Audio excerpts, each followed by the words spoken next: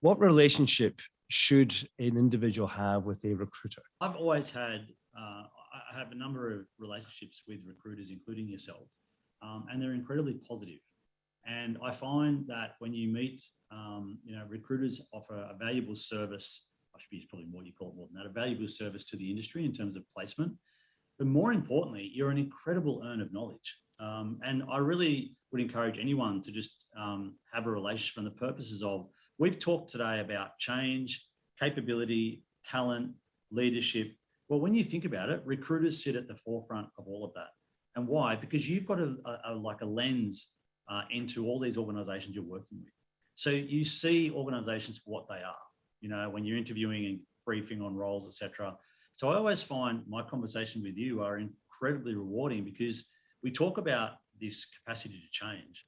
And I think you need information to do that as well, what's going on out there. And so part of your networking, I would say, is with recruiters, and certainly my relationships are this way, is actually sharing of information around what we're trying to do, because you can potentially help us find talent out there. But at the same time, I can understand what's going on out there. And I find that you're a valuable source of that information. And certainly when you build trusted partnerships or relationships, that I find you're a valuable part of the entire industry, not just for your placement service, but I think more importantly, you guys sit at the center of change and you understand what's driving it, who's doing it best, what you need to do. And certainly my more recent capability discussions that we've had in our business, which have resulted in, I think, an enormous change management program, came through a conversation with recruiters about what the industry was doing and where it was changing. So I would say only positive. Yeah, great. I mean, I think, I'm not just seeking gratification there, Jeff, but yeah.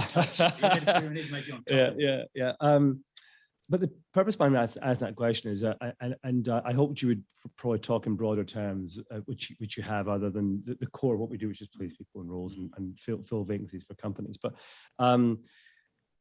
for me, sometimes when we're working with people, perhaps in a junior to mid-career, they see the recruiters as someone they need from time to time to create their next role opportunity, and therefore the conversation is a little bit transactional, and actually they miss the opportunity to go deeper. Yeah. And my advice would be to those who are say in their earlier career stages, seek out recruiters, whether it's us at AXR, there's plenty of other good ones out there, who you can have a conversation with, which doesn't just help you in your career planning, but helps you in your job. So, and those conversations are, they're iterative, they happen over time, and it helps you develop relationships over years, because we've been here a long time, we'll be here for a long time going forward. Yeah. And there's a benefit to that. So if a recruiter calls you, it's not just a pesky recruiter calling you for a job. Actually, that person, if you rate them and they're good at what they do, bring them into your network. And make sure you build on that, and you take the calls from time to time as well. Yeah, I would say you hit the nail on the head for me, Mike, which is build them into your network as part of your broader network. We didn't talk a lot about that today. Maybe we need to do a part 2.